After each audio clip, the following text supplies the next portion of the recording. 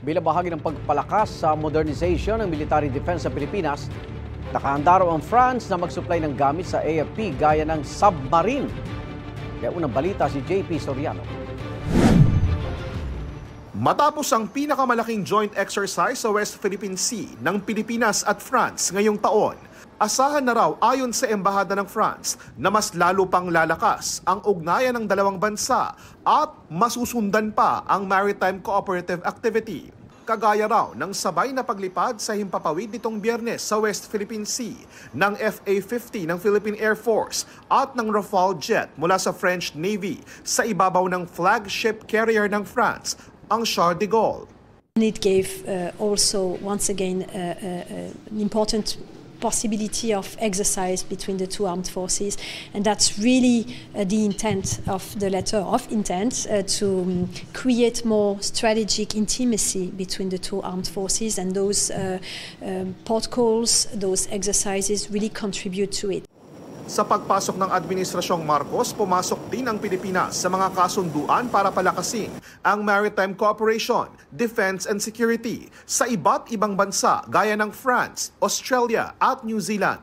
Bukod pa ito sa trilateral partnership ng Pilipinas sa Japan at Amerika.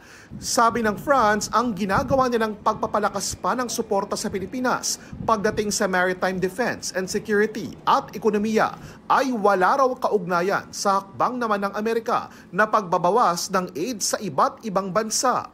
Our roadmap was designed at the time and we are currently implementing, so no link with whatever situation in the US or elsewhere in the world. Bahagi niyan ang kahandaan nilang mag-supply ng kagamitan sa AFP para tumulong sa pag-modernize ng military defense capabilities sa ilalim ng Horizon 3. Natanggap na raw ng Embahada ng France ang request for information mula sa Pilipinas para makapag-canvas ang AFP ng mga equipment na gawang France, kabilang ang submarine. Itinuturing ang naval group ng France bilang isa sa nangunguna sa buong mundo pagdating sa paggawa ng submarines, gaya ng mga nuclear-powered ballistic missile submarine na isa sa pinakahuling nabuo ng France.